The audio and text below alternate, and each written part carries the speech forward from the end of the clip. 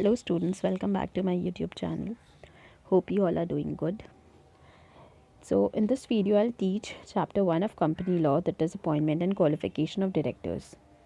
I'm making this video specifically for CA final students who are going to appear in May 2020 exams.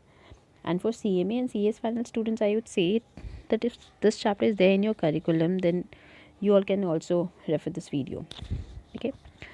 And one more important thing, this chapter is very important both from exam point of view and in your practical life also. This chapter is very important. When you're preparing for any interview, the interviewer may ask any means few sections from this chapter also. So you should not skip this chapter while you're preparing for your exams, while you're preparing for your interview, because this chapter is very important. Okay, though this is a very lengthy chapter, but it's important, you have to do it and you don't need to worry about it. This chapter is very interesting. Okay, and I'll teach this chapter entirely from institute study material. The content that is given in institute material, it's very good. If you are thinking of referring this means study material of institute, then I would suggest don't go for any private publication. You can straight away follow this institute's publication. It is very good. But if you are more comfortable with any private publication, then you can also refer those publications. But if you are thinking of following study material of institute, then I would suggest don't give it a second thought. Just straight away go for this material. This is very good. Okay, entire the provisions of the sections will always remain the same. In private publication and this institute material, the presentation style may differ, but obviously the provision will remain the same. So if you're thinking of following the institute material, then go for it. It's for IDT material. IDT material is very good. For IDT material, for DT material, for law, audit, for these subjects you can entirely means you can refer the entire syllabus from ICA material. And for May 2020 exams, latest materials are also given, so you can refer. And you can download this PDF from institute's website as well, and I'll provide the link in the description box also. Okay, so let's start this chapter. First, we'll do section 149. Okay, company to have board of directors. Now what is given here, section 149 of the act contains provisions which require that every company shall have to constitute BOD, that is board of directors. Every company shall have to constitute BOD. Now the provisions of constitution of board of directors are stated as under. What are the provisions for constitution of BOD? Every company must have BOD, that we all know. Now what are the provisions for constitution of BOD? Provisions are number of directors. What is the provision regarding number of directors? It is given here according to section 149 subsection 1 of Companies Act 13.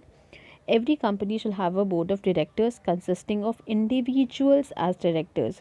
In board of directors, individuals can only act as directors. Okay, directors must be an individual. Now what is given? Thus, any person other than individual like body, corporate, firm or AOP cannot be appointed as a director. Means the director must be an individual. Clear? Now what is given? Every company shall have minimum number of directors 3, 2 and 1. In case of public company, it must have means minimum directors in case of public company is 3, in case of private company it's 2, and in case of OPC 1. Okay, clear? Public company 3 directors, private company 2 directors, and in case of OPC 1 director. So this is the provision regarding minimum number of directors. Now what is the provision regarding maximum number of directors? So maximum number of directors in a company can be 15. Now if the company wants to appoint more than 15 directors, then it can do so, but it can do so only after passing a SR, means special resolution.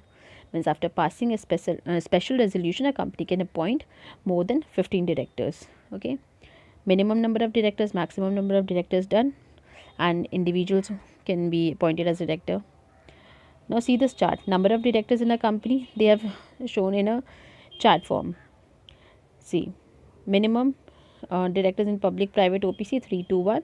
Maximum is 15. More directors can be appointed by passing a SR, not OR. SR. Remember this one, special resolution. And yeah, one more thing. Many students, I have seen that many students go for MCQ questions. They solve 100, 200 questions before exam. There is no need to solve MCQ questions. Though 30 marks MCQ is there, but no need to solve MCQ questions.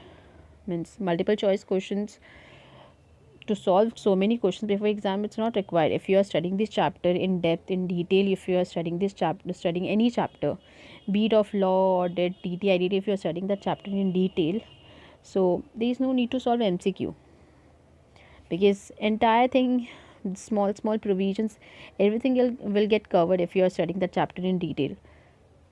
So that will cover your MCQ also. And if you're finding time, if you're after proper revision, after 2-3 revisions, if you're getting time, then you can just check your just check whether you remember the provisions or not. Then just to check, you can solve few MCQ questions, but to solve too many MCQs before exam, that is not required, I think so. Instead of that, you can revise the chapter, revise all the provisions, means twice, thrice before exam. That is more important. Rest, what you feel right, you can do. Now exemptions, what is given? Exemption is given to government company. A government company is exempted from the application of section 149 subsection 1 clause B, which requires a company to have a maximum of 15 directors only, and from the application of first proviso to section 149 subsection 1, which enables a company to appoint more than 15 directors after passing a SR. However, the above exemption is applicable only if such government company has not committed a default in filing its financial statement under section 137 or annual return under section 92 with the registrar. Now, what is given over here? Exemption number 8 is given. Exemption is given to government company. Now, government company is exempted from application of 149(1)(b). Now, what is given 149(1)(b)? This maximum number of directors. 149 subsection 1 clause B. In that maximum number of directors provision is given, so government company is exempted from that application. Means there is no maximum limit for the government company. Okay, and the government company is exempted from, see Roman 2, from the application of first proviso to section 149(1), which enables a company to appoint more than 15 directors after a passing SR. So this is by default. This 149 first proviso to 149(1) is not applicable, because if there is no maximum limit, so if there is no maximum limit for a government company, then by default, so first proviso to 149(1) is also not applicable. So there is no maximum limit for government company, and first proviso, that is passing of SR, that is also by default not applicable to government company. But there is one condition: this exemption will be applicable to government company only if such government company has not committed a default in filing its financial statement under section 137 or annual return under section 92 with the registrar. If the government company has not committed default under section 137 or 92, then only this exemption will be available to the government company. Clear? Now, exemption number B, capital B. Similar exemption as above is also applicable to a company incorporated under section 8 of the Companies Act 13. Now, the similar exemption that is available to the government company, similar exemption is available to company that is incorporated under section 8, that is section 8 companies, subjected to the condition that such company has not committed a default in filing its financial statement under section 137 or annual return under section 92 with the registrar. Entire thing is copy paste. Means the condition of that section 149 and first proviso to 149(1), that is not applicable to section 8 company also, provided section 8 company satisfies the condition of what? Of filing financial statement under section 137 or annual return under section 92, the same condition that was applicable in case of government company. Okay, so that means exemption is applicable to government company and section 8 company subject to the conditions. Clear? So first proviso to section 149(1) we have already done. First proviso to section 149(1) was the company can appoint more than 15 directors after passing SR. That was first proviso to section 149 subsection 1. Now we'll do second proviso to section 149 subsection 1, that is women director. At least one women director shall be on the board of such class or classes of companies as has been prescribed in Rule 3 of Companies Rules 2014. Okay, at least one women director shall be on the board of the prescribed, in case of prescribed companies. Now, what is the prescribed class or classes of companies that is given in Rule 3, that is here given. Now Rule 3 provides that following classes of companies shall appoint at least one women director. Now first is every listed company must have one women director. Then every other public company whose paid up share capital is 100 crores or more, or turnover is 300 crores or more. If paid up share capital of other public companies 100 crores or more, or turnover is 300 crores or more, then those public company is required to appoint at least one women director. Okay. So every listed company is required to appoint one women director, and every other public company whose paid up share capital is 100 crore or more, or turnover is 300 crore or more, is required to appoint at least one women director. Okay. Now what is given over here in explanation: for the purpose of having a women director on the board, it is clarified that the paid up share capital or turnover, as the case may be, as on the last date of latest audited financial statement shall be taken into account. So the paid up share capital, that will check whether it's 100 crore or more, or turnover will check it's whether it's 300 crore or more. So paid up share capital or turnover, that will check of the last date, the paid up share capital turnover that is given in the latest audited financial statement, or as on the last date of the latest audited financial statement, the figure that is there in the latest audited financial statement, that figure of paid up share capital and turnover will check for the applicability of this provision. Okay. Now compliance by a newly incorporated company.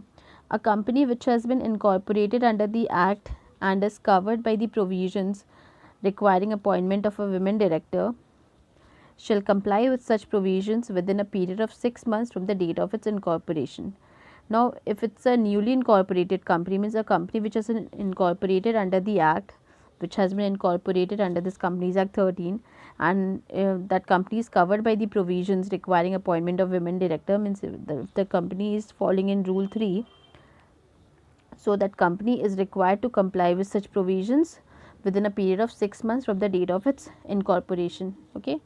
The date from on the date when the company gets incorporated, from 6 months from that date, the company is required to comply with this provision, means a company is required to appoint a women director within 6 months from the date of its incorporation. Now filling of intermittent vacancy of women director. If any vacancy is created of a women director, then what is the provision regarding filling of that intermittent vacancy? Now any intermittent vacancy of a women director shall be filled up by the board at the earliest, but not later than immediate next board meeting, or 3 months from the date of such vacancy, whichever is later.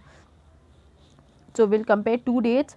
First one is date of immediate next board meeting, or we'll calculate 3 months from the date of such vacancy. So whichever is later, that is the deadline for filling the intermittent vacancy of women director. Okay. Date of immediate next board meeting, or date 3 months from the date of vacancy, whichever is later, not earlier, whichever is later, that is the last date of filling the vacancy of women director. Now let's see this example. Sheetal was occupying the office of women director in a company, but due to her sudden death on 17 March 2019, the intermittent vacancy so occurred was required to be filled up at the earliest, because she was the only director on the board, only women director on the board. The immediate board meeting was held on 25th June 19. The vacancy of the women director must be filled up by latest 25th June 2019, or within 3 months from the date of such vacancy, that is 16th June 2019, whichever is later, that is by 25th June 19. So what was the provision? Provision was date of immediate next board meeting. So date of immediate next board meeting is 25th June 19, and 3 months from the date of vacancy. Vacancy was created on 17th March 2019. So 3 months from 17th March 2019 comes to 16 June 19.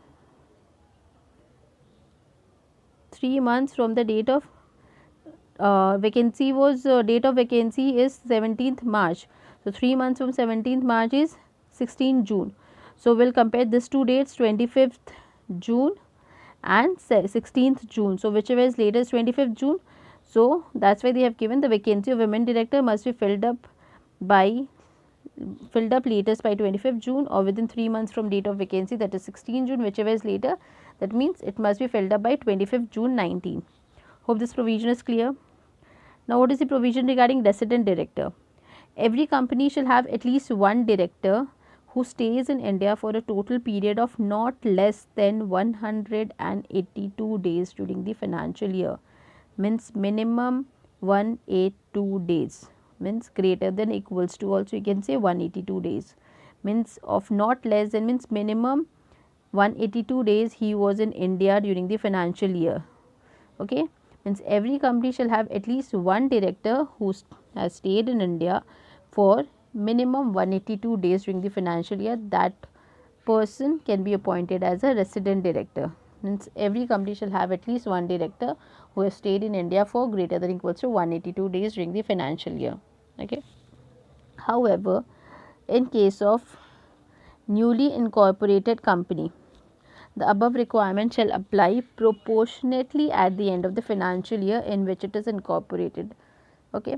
Suppose that company is incorporated in the month of July or in the month of August, then will apply this provision proportionately. Means the above requirement shall apply proportionately.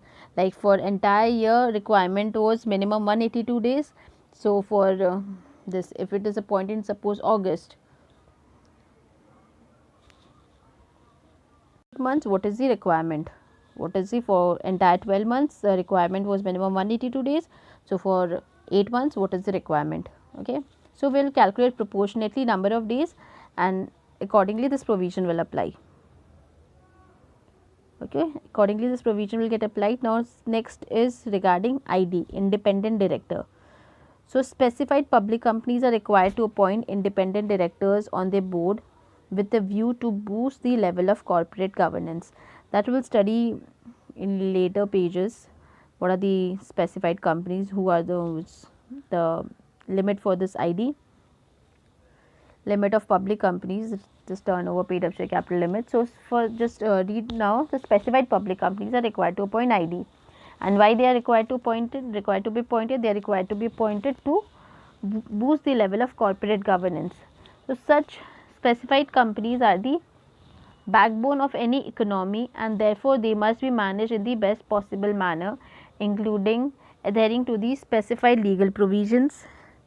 An independent director need to have an independent mindset which should not be unduly influenced by the other members of the board, because the name only states the meaning. Independent means they are not dependent, so they are unbiased. And if such members take any decision which is illegal or not in the best interest of the company or economy, it must be hindered by the independent directors at the outset.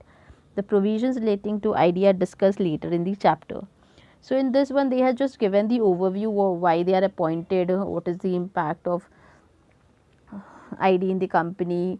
So just a general overview is given regarding ID. ID are appointed to this to boost the level of corporate governance. They are, because they are unbiased, they are not dependent, they are not influenced by anyone. So appointment of ID is must for specified public companies. And so the detail will discuss later. So let's move ahead. Interested director. An interested director is one among the other directors who constitute board of directors. In fact, when an existing director becomes interested in a transaction of the company, he is called interested director and he needs to disclose his interest at the appropriate forum and at appropriate time. The provisions regarding interested director are discussed in another chapter. So in short, let us understand what is interested director. Who are interested director? Interested director is among other directors who constitute board of directors. It is among the other directors. And if any director becomes interested, in short, if any director, existing director becomes interested in any transaction, means he is getting interested in any transaction, means if its personal interest is involved in any transaction, then we can say that he is an interested director. And once he becomes interested, he needs to disclose his interest at the appropriate forum and at appropriate time. Okay, this will discuss in detail in another chapter. Now next provision is regarding executive and non-executive directors. The board of directors may comprise both executive and non-executive directors. Okay. Now executive directors are responsible for managing different business operations undertaken by the company. Non-executive directors are also known as part-time directors. So executive directors, they are responsible for managing different business operations that is undertaken by the company. There are different business operations, daily operations that are undertaken by the company. They are responsible for managing those operations. Now, it is their responsibility that the department which they head operates smoothly. A whole-time director and managing director are covered in the category of directors. In contrast, the non-executive directors participate through board meetings in discussions relating to framing of policies for the efficient management of the company. Now, what they have given regarding non-executive directors, they participate through board meetings. In board meetings, what kind of discussions takes place in regarding the discussion that is relating to framing of policies for efficient management of the company. In those discussions, non-executive directors take part. Now, professional directors and nominee directors are covered in this category. In executive directors category, whole-time director, managing director gets covered, and means they are responsible for managing the different business operations. In non-executive category, professional directors get covered, nominee directors get covered. They are not employed. We can't say they are full-time directors. They are part-time directors. Professional directors, nominee directors, they are covered in non-executive category. Okay, and they are involved in the discussion regarding framing of policies for efficient management of company. Okay, now independent directors are which type of directors? Independent directors are a type of non-executive directors. Okay, they are not as active as executive directors on the board of the company. They are held to be liable only if they knowingly consented to the wrongful act, only if they knowingly consented to the wrongly act, only if they knowingly conduct any, knowingly involved in any such wrongful act, then only they will be held liable. So they are not covered under executive directors category. I am talking about ID are not covered under executive directors category. Hope this executive and non-executive directors comparison is clear. Now section 152. Section 152 is about appointment of directors. So let's start with 152. Section 152 of the Act deals with the matters relating to appointment of directors. Okay. Now we'll study about appointment of directors provisions. What are the provisions regarding appointment of directors? So Roman 1, appointment of first directors. So always remember, in articles of the company, the articles of association, AOA, MOA, you must have heard this. You must have known the term also. So AOA contains the name of the first directors, but when there is no provision regarding first directors in the articles of the company, then subscribers to the memorandum who are individuals, they are deemed as individuals, they are deemed as first directors of the company. So what is given here, where no provision is made in the articles of the company for the appointment of first directors, the subscribers to the memorandum who are individuals, they shall be deemed to be the first directors of the company until the directors are duly appointed. Means until the directors are appointed, till then the subscribers to the memorandum who are individuals, they will be deemed as the first director. Now in case of OPC, what happens? An individual being member shall be deemed to be its first director until the director or directors are duly appointed by the member in accordance with the provisions of this section, that is section 152 subsection 1.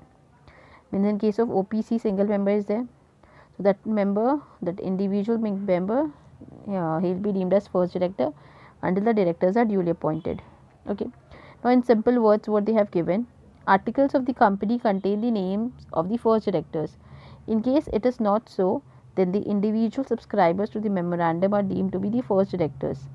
The corporate bodies, if they are also subscribers, shall not be capable of becoming directors. That's why, see, that is the reason why in first para they have specifically written the subscribers to the memorandum who are individuals, they will be deemed as first director. If the subscriber to the memorandum is any corporate body, then they are not capable of becoming directors. Okay, remember this thing. So come to third para, fourth line. The corporate bodies, if they are also subscribers, shall not be capable of becoming directors. Okay, the first director shall hold the office until the directors are duly appointed. Okay, in fact, the term of first director is limited to the holding of first annual general meeting. Okay, So the date, we can see the deadline of first director, the till when the first director can stay in the company till the holding of first AGM. Okay, in AGM, new directors will be appointed. So far as OPC is concerned, the individual member of OPC is deemed as first director. Therefore, such member may appoint director or directors as per his requirements. Okay. Now, this was a provision regarding appointment of first director. Now, provision regarding appointment of subsequent directors. Save as otherwise expressly provided in this Act. Every director shall be appointed by the company in general meeting. Now, what is the meaning of this line, save as otherwise expressly provided in the Act? This, you can say that this line means that this law will be effective unless in a given circumstance some other existing law directly prescribes a different result. In simple words, it is given that every director, let's skip the first part of the sentence, let's read the second part only. It's given in section, in this section it's given every director shall be appointed by the company general meeting. Okay. Now, if there is any specific provision regarding appointment of director in any other section, then that specific section will prevail. Then that director will not be appointed by company in general meeting. Suppose in case of additional director, alternate director, their provision is that they will be appointed by the BOD. Okay, if the article empower BOD, so they will be appointed by the board of directors. So that specific provision is given regarding alternate or additional director. In those cases, this section, this appointment of company in general meeting, this provision will not apply. So in short, if there is any specific provision regarding appointment of director in any other section, then that section will prevail, then this section will not prevail. So save as otherwise expressly provided in the Act means this law will be effective unless in a given circumstance some other existing law directly prescribes a different result. Now, what is given in the second para, at a general meeting of the shareholders of the company, that is the owner, the shareholders of a company gather and take decisions. Member means it will be appointed by company general meeting. General meeting means it will be appointed, he will be appointed by members. Okay. Now, generally every director shall be appointed by the company in general meeting except when the Companies Act expressly provides some other procedures for appointment of directors. Okay, if Companies Act expressly provides some other procedures, then that specific provision will prevail over general provision. Now, for example, what is given? It is expressly provided in the Act that additional directors or alternate directors can be appointed by board of directors if the articles of the company empower board in this respect. Understood? This appointment of subsequent directors. Hope you all have understood now. Point number 3, Roman 3 is other requirements of appointment. Other requirements are what? Allotment of DIN. This is required. First, allotment of DIN means allotment of director identification number. Now, a person shall be appointed as a director of a company only when he has been allotted DIN under section 154 or any other number as may be prescribed under section 153. Means a person can be appointed as a director only when he has been allotted a DIN. If a person doesn't possess a DIN, he can't be appointed as a director. He has been allotted a DIN or he has been allotted any other number that has been prescribed under 153. Either of these two, if he has been allotted, then only he can be appointed as a director of a company. Now, providing DIN and furnishing of declaration by the proposed director. Every person proposed to be appointed as a director by the company in general meeting or otherwise shall furnish his DIN or such other number as may be prescribed under section 153. Further, he shall also furnish a declaration that he is not disqualified to become a director under this Act. Means every person who is proposed to be appointed as a director, means suppose Mr. Y is proposed to be appointed in XYZ Limited, then Mr. Y is required to furnish his DIN or such other number that has been prescribed in 153. Then Mr. Y is required to furnish that DIN or other prescribed number, and Mr. Y is also required to furnish the declaration that he is not disqualified to become a director. Okay. So, he is required to furnish the declaration as well as he is required to furnish DIN. Now, written consent to act as director. With that, he is also required to furnish a written consent. Means a person appointed as a director shall not act as a director unless he gives his written consent to hold the office as a director. The consent shall be furnished to the company on or before his appointment as a director in Form DIR 2. He is required to furnish DIN, means the director who is proposed to be appointed. So that person is required to furnish DIN, he is required to furnish declaration, and with that he is also required to give his written consent. Without that his appointment is not valid. Okay, a person will not be appointed as a director without written consent. So this written consent is to be furnished. What is the deadline? It can be furnished before his appointment, or it can be furnished on the date of his appointment, and that will be in Form DIR 2. The company shall file the consent of the director with the registrar within 30 days of such appointment in Form DIR 12 along with prescribed fees as prescribed. Refer section 152 subsection 5 and rule 8 of Companies Rules 2014. Now this Form DIR 2, in which written consent is furnished by the director, this Form DIR 2 is not is just that attachment which is to be attached in Form DIR 12. This is not a proper form which is uploaded in MCA site. This Form DIR 2 is an attachment. This attachment is attached in Form DIR 12. So this written consent which is given by the director to the company, so company is required to file this consent in Form DIR 2. This required to file this consent within 30 days in Form DIR 12. Okay, there is one ROC form DIR 12. In that this DIR 2 is annexed, that is attached, and that is filed by the company to ROC within 30 days of such appointment. Okay, hope it is clear. Example number 2, what is given? Mr. Naresh wants to appoint himself as director in Global Services Private Limited. Mr. Naresh is required to apply for DIN. If he does not have the DIN, if he has DIN, then he is not required to apply for DIN. If he has not DIN, if he doesn't possess DIN, if he doesn't have the DIN, then he is required to apply for DIN. So Mr. Naresh is required to apply for DIN. Thereafter, he can be appointed as a director in Global Services Private Limited by giving written consent in Form DIR 2 to the company. Okay. Now, what is given again? Let's recall. Mr. Naresh wants to appoint himself as director, so he is required to apply for DIN. Thereafter, he can be appointed, and he is also required to give a consent with that declaration also.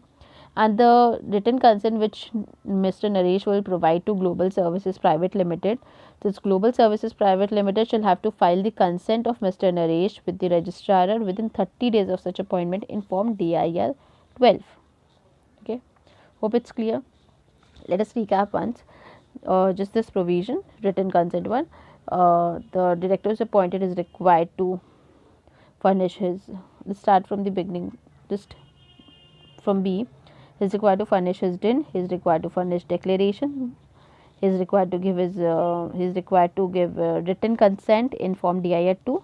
And what the company will do? The company is appointing that person as director. That company will file the written consent of director in Form DIR 12 to ROC within 30 days of such appointment. Okay, hope it's clear. Now point number D, explanatory statement in case of appointment of ID. In case an ID is appointed in general meeting, an explanatory statement for such appointment annexed to the notice for the general meeting shall include a statement that in the opinion of the board he fulfills the conditions specified in this act for such an appointment. Now in case of appointment of ID, one explanatory statement is required. What is that? In case of ID is appointed in general meeting. In case the ID is appointed in general meeting, then what happens? Then explanatory statement is to be annexed to the notice of general meeting that shall include a statement that in the opinion of the board he fulfills the conditions specified in the act for such appointment. Means the notice that is given for general meeting, with that notice one explanatory statement will be annexed, and that statement it will be stated that in the opinion of the board the person who is appointed as ID, he fulfills the condition that is specified in the act for such appointment. For the appointment of ID, means the person who is appointed as ID is fulfilling the conditions that is specified for the appointment of ID. So this thing will be given in the explanatory statement, and this explanatory statement will be annexed to the notice for the general meeting, okay, in case ID is appointed in general meeting. Now this section 152 subsection 5, that is regarding furnishing of consent to act as director. Remember this C 152 subsection 5, this one, point number C, written consent to act as director. So exemption is given from this section to government company and section 8 company. Read what is written.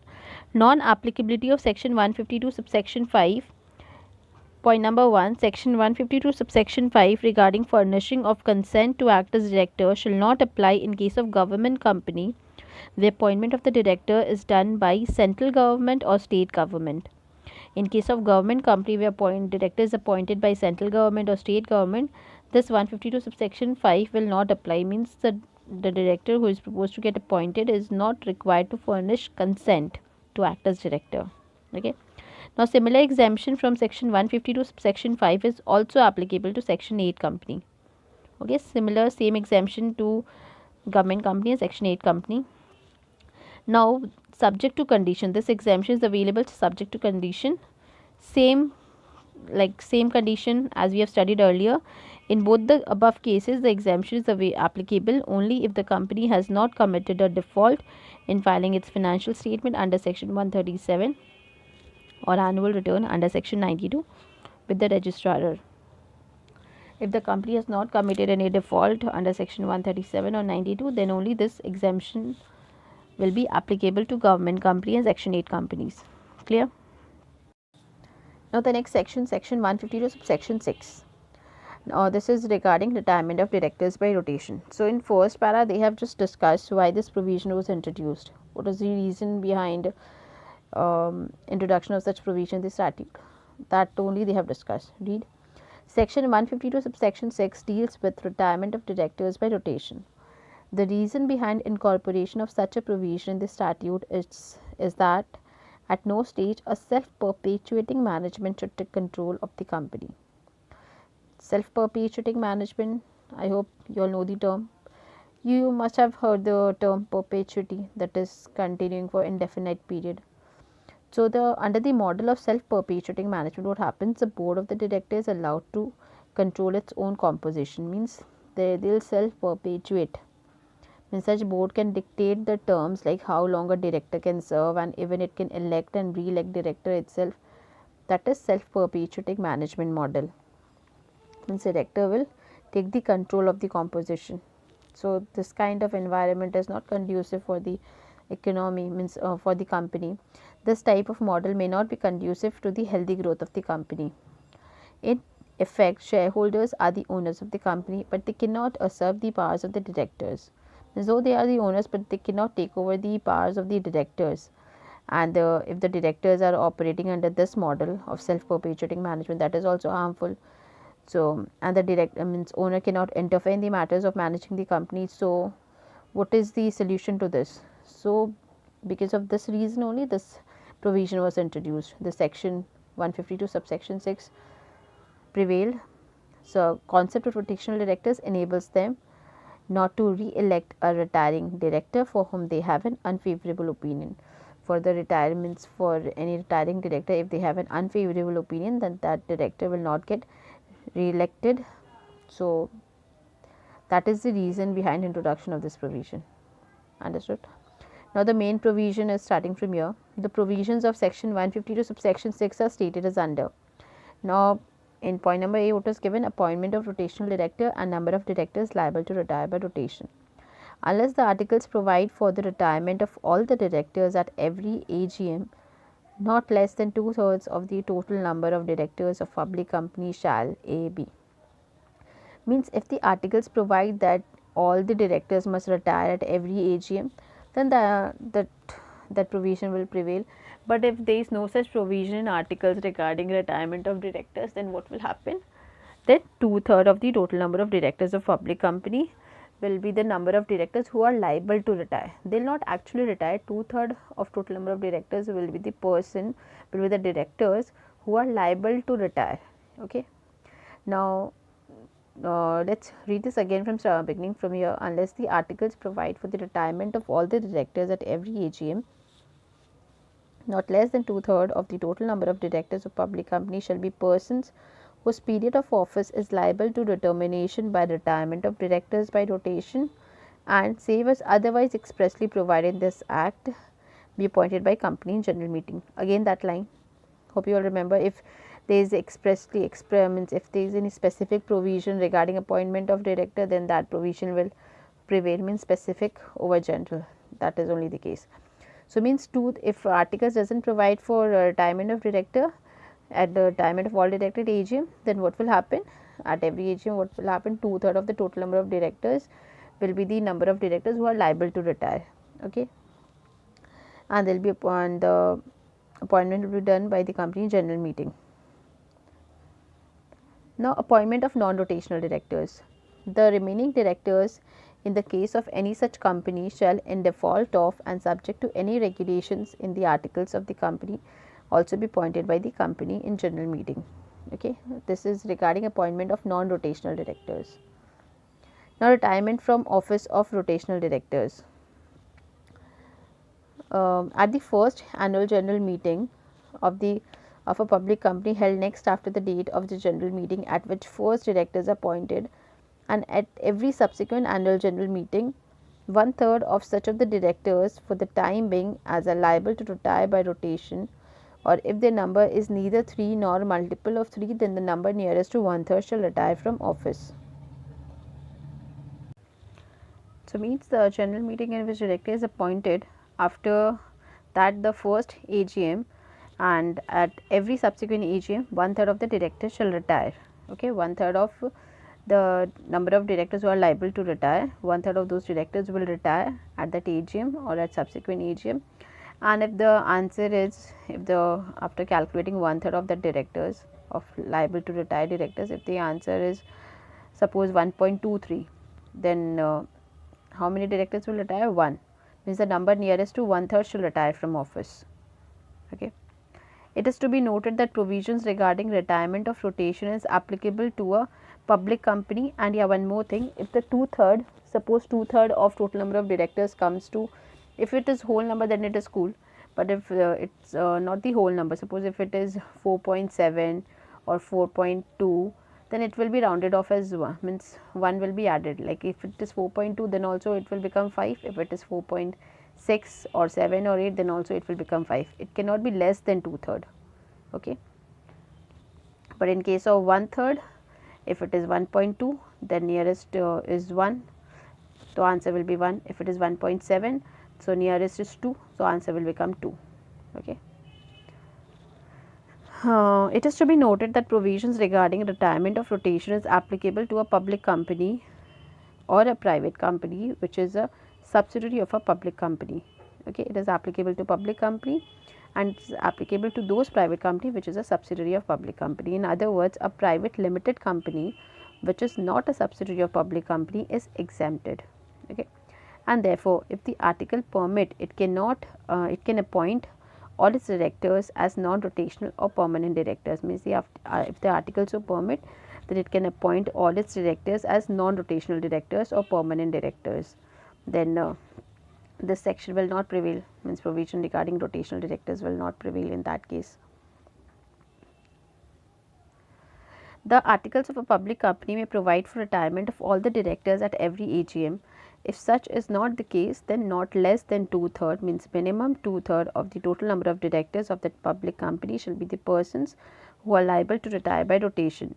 In other words, the article must provide that minimum two-thirds of the total number of directors shall be liable to retirement by rotation. Such directors are called rotational directors. Now, the term total number of directors, the total number of directors they have stated, the total number of two-thirds of total number of directors. Now, what is not included in this term? Total number of directors shall not include independent directors, whether appointed under the Companies Act 13 or any other law for the time being in force on the board of a company. Thus, ID are not liable to retire by rotation and therefore they are non-rotational directors. So, in total number of directors, IDs are excluded. Now, further, any person appointed as a nominee director being nominated by any institution in pursuance of the provisions of any law or any agreement like when a financial institution that has been created by the Act of Parliament nominates a person as its nominee director on the board of a company which has availed financial assistance from such institution, cannot be considered as a director liable to retire by rotation. Now read again this para. Means any person who has been appointed as a nominee director. Now there are two categorization in this. Nominee director means only those nominee directors, which one is excluded and which one is not excluded, you need to remember that properly. So what they have stated, nominee director nominated by any institution in pursuance of provisions of any law or any agreement cannot be considered as a director liable to retire by rotation. Means cannot be considered director liable to retire by rotation, means they are excluded. Who are excluded? Means when a financial institution that has been created by any act of parliament that nominates a person as its nominee director on the board of the company which has availed financial assistance from such institution.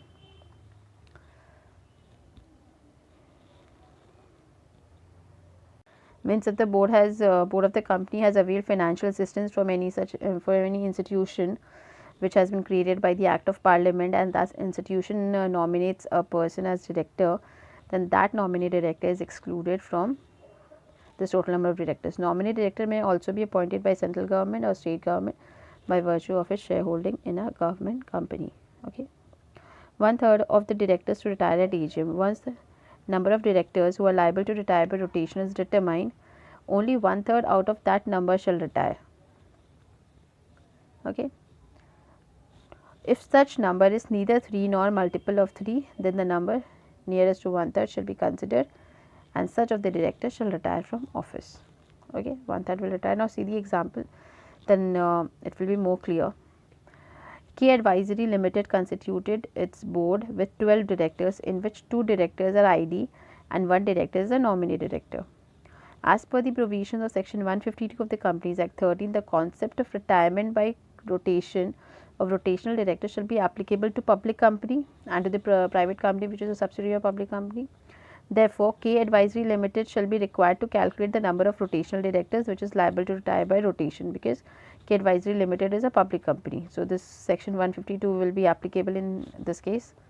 So, total number of directors who are holding the office is 12 directors. Now, it should be noted that at least 2/3 of total number of directors shall be liable to retire by rotation, that we have studied 2/3 of total number of directors. Now, however, ID and nominee directors shall not be counted in total number of directors. Thus, 12 directors less 3 directors. So, total number of ID, 2 are ID and 1 is nominee. So, 3 will be excluded. So, 12 minus 3 comes to 9. So, 9 directors shall be counted for total number of directors. Now, first we will calculate liable to retire, then actually retire.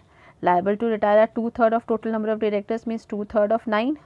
So, 9 into 2/3 comes to 6. So, 6 shall be liable to retire by rotation. Now, how many directors will actually retire? 1/3 of directors who are liable to retire by rotation, means 1/3 of 6. So, 1/3 of 6 comes to 2. So, 2 directors shall actually retire by rotation at AGM. Okay. Now, next example is companies having 6 directors. Now, directors liable to retire by rotation is 2/3 of. Now, we are assuming 6 directors in this ID nominee are not included. So, straight away total number of directors will take 6. So, 6 into 2/3, that comes to 4. 4 is the number of directors liable to retire by rotation. Now, number of directors actually retire is 4 into 1/3, that comes to 1.33. Now, as I have said that the number nearest to 1/3 will take. So, 1.33 nearest number is 1. Suppose if it would have been 1.76, then we would have taken 2, but it is 1.33, then we will take 1. So, number of directors actually retire is 1. Now, example number 5. A company is having 7 directors. Directors liable to retire by rotation is 7 into 2/3, that comes to 4.7. Now, it will be rounded off to 5, not because it is 7. If it would have been 4.2, then also we would have taken 5, because not less than 2/3. We can't take less than 2/3. If it is 4.3, then we can't take 4. If it is 4.2, 4.3, 4.8 or 9 or 7, whatever, we will take 5. Okay. We can't take less than 4.7. Okay. If it is 4.2, we can't take less than 4.2. Means if we take 4, if answer is 4.2 and if we take 4, that means we are taking less than 2/3. So we can't take less than 2/3. So we have to take at least 2/3. So straight away we'll add 1. Means if it is 4.7, 4.2, 4.3 will make it 5. But this is not the case for 1/3. In 1/3 we'll apply that what we used to apply in maths. We'll take the nearest to 1/3. So number of directors actually retire is 5 into 1/3, that comes to 1.67, that is nearest is 2. So 2 number of directors actually retire is 2. Example number 6, a company is having 9 directors out of which 3 are ID. So the total number of directors for the purpose of calculation of number of rotational directors shall be 6, because 9 minus 3 is 6. So company is having 9 directors out of which 3 are ID. So 9 minus 3 is 6, total number of directors comes to 6.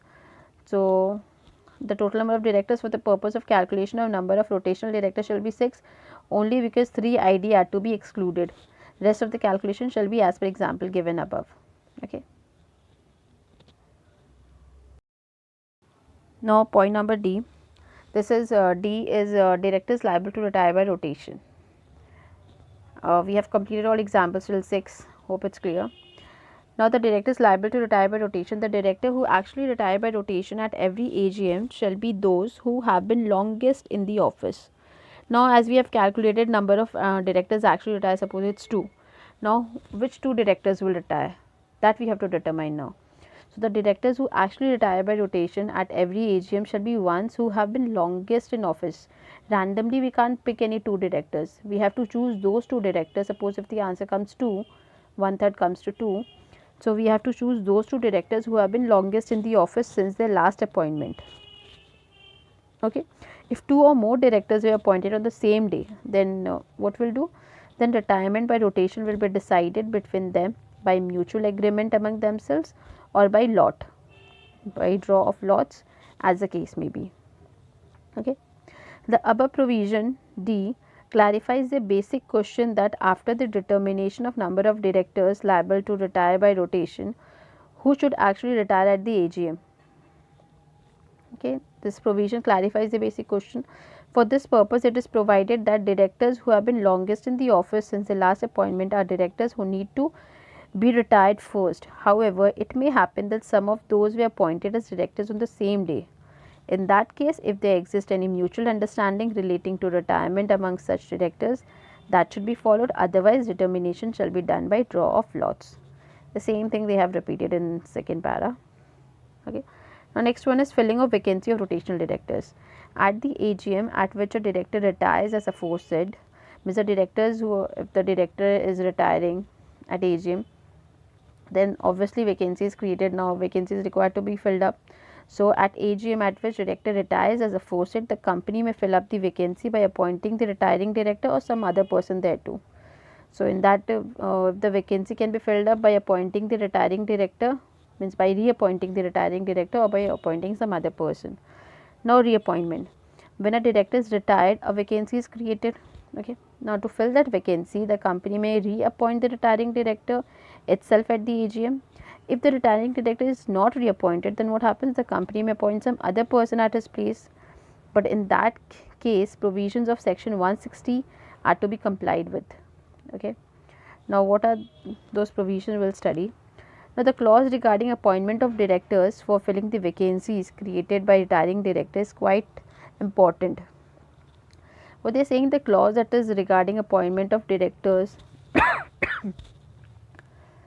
for filling the vacancy created by retiring director is quite important. What are the clauses? However, that we'll study. However, the number of directors should not fall short of minimum directors required in the company at any stage. Minimum directors we have studied now 3 to 1. So number of directors should not fall short of minimum directors. However, so long as the clause regarding minimum directors, required directors fulfilled, the company may also resolve not to appoint anyone in place of retiring director. So last line was there given. However, so long as the clause regarding minimum required director is fulfilled, the company may also resolve not to appoint anyone in place of retiring director. Suppose if the minimum requirement is fulfilled, suppose if after retiring the retirement of the director, if the number of director is not falling below the minimum limit, then the company may decide not to appoint anyone. But if it is falling below the minimum limit, then appointment of directors must. Now, in case AGM is not held on due date, then what happens? The retirement of rotational director cannot be postponed to that particular date. Okay. When the AGM cannot be postponed to that particular date when the AGM shall be held in future. The directors who are liable to retire must vacate the office of director immediately when the AGM is ought to have been held. AGM date is 30th September. Now, if suppose till 30th September, um, till due date, if AGM is not held, it is postponed to future date, then retirement of director will also not get postponed to that future date. The director have to vacate the office on the last date on which AGM should have been held, means the due date of AGM, if the AGM date is postponed to future date. Now, non-rotational directors, remaining one third or less number of directors after determining the number of rotational directors are not liable to retire by rotation. Remaining one third or less number of remaining one third or less number of total directors are not liable to retire by rotation. These are called non-rotational directors. They may also be appointed at general meeting or as per the provisions contained in the articles of the company. So, means they are saying about the remaining directors, means the directors who are non-rotational directors. So, remaining one third directors, means who are non-rotational directors, they can be appointed in the general meeting or as per the provision contained in the articles of the company. Okay. 152 subsection 7, deemed appointment of retiring directors under certain circumstances. Means retiring directors are deemed to be reappointed under certain circumstances. What are those circumstances? Section 152 subsection 7 provides a way for deemed appointment of a retiring director. Means retiring director are deemed to be reappointed. First case, adjournment of general meeting. If the vacancy of retiring director is not so filled up and the meeting has not expressly resolved not to fill the vacancy, the meeting shall stand adjourned till the same day in the next week at the same time and place. In case that day is a national holiday, the meeting shall be adjourned till the next succeeding day, which is not a holiday, at the same time and place. Suppose if the general meeting is conducted, and in that if the vacancy of retiring director is not filled up in that general meeting, and the meeting has not expressly resolved that not to fill the vacancy, so meeting shall stand adjourned till the same day in the next week or at the same time and place. Means if the vacancy is not filled up, then the meeting and then it will be adjourned, meeting will be adjourned. And suppose the date on which it is adjourned, that day is a national holiday, the meeting will be adjourned till the next succeeding day, which is not a holiday, at the same time and place. Now, deemed reappointment, if at the adjourned meeting also the vacancy of retiring director is not filled up and that meeting also has not expressly resolved not to fill the vacancy, the retiring director shall be deemed to have been appointed at the adjourned meeting with immediate effect. Suppose that in adjourned meeting also the vacancy is not filled up and meeting has not expressly provided not to fill the vacancy, then the retiring director shall be deemed to have been reappointed at the adjourned meeting with immediate effect. So, this is the provision regarding deemed reappointment. Now, what are the exceptions to deemed reappointment? If the following circumstances, in the following circumstances, a retiring director shall not be deemed as reappointed. If these circumstances prevail, then retiring director shall not be deemed to be reappointed. What are those circumstances? Number one, if at that meeting or at previous meeting, a resolution for the reappointment of such director has been put to the meeting and lost. Means resolution has been put to the meeting and lost, means that is his reappointment has not been considered favorably because of non-passing of resolution. Means his reappointment was not considered favorably because of non-passing of the resolution. Means he was not in favor of, so in that meeting or in previous meeting, so he will not be deemed to be reappointed because he was not in favor, means reappointment was not in favor, so he will not be reappointed. Next situation is if the retiring director has by a notice in writing addressed to the company or BOD expresses unwillingness to be reappointed. If the retiring director expresses unwillingness, it means if retiring director says that he doesn't want to get reappointed, then he'll not get reappointed.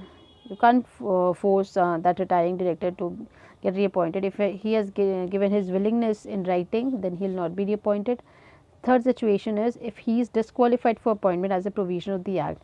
Certain disqualifications are given of director. So if he attracts any of those disqualifications, then he'll not get reappointed.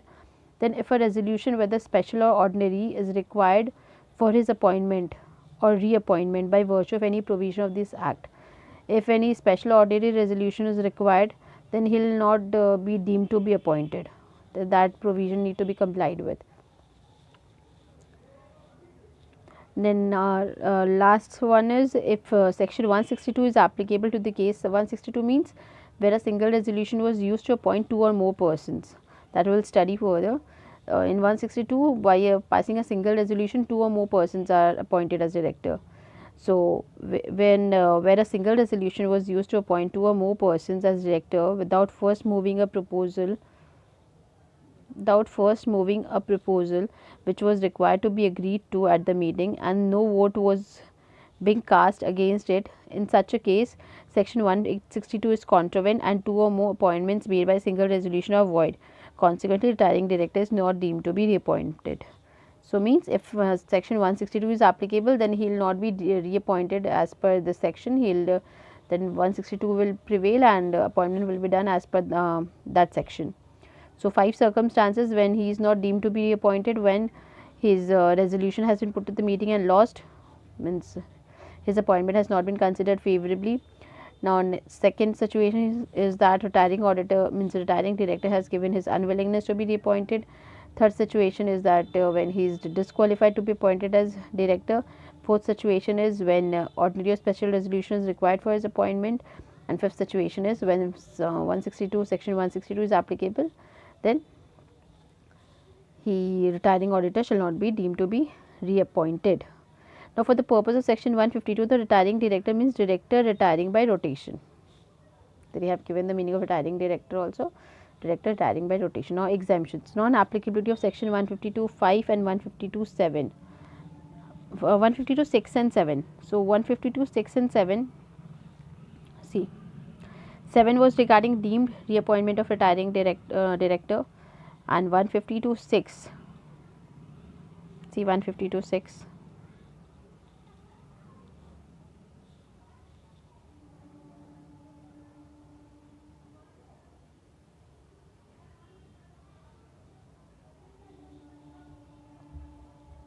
This is 152(6), retirement of directors by rotation. Okay, hope you all can see retirement of director by rotation. So retirement of director by rotation and deemed reappointment of retiring director, these sections are not applicable. Just a sec. This section 152(6) and 7 of the Act shall not apply to government company which is not a listed company, in which not less than, means at least 51% of paid up share capital is held by central government or by any state government or by central government and one or more state government. So in case of government company which is not a listed company and in which at least, means not less than, means minimum 51% of the paid up share capital is held by central government or by state government or governments or by central government and one or more state government. Okay, see the comma, held by central government, then comma, or by any state government or governments or by central government and one or more state government. So in the government case of government company and in case of subsidiary of government company, that is referred to in A above.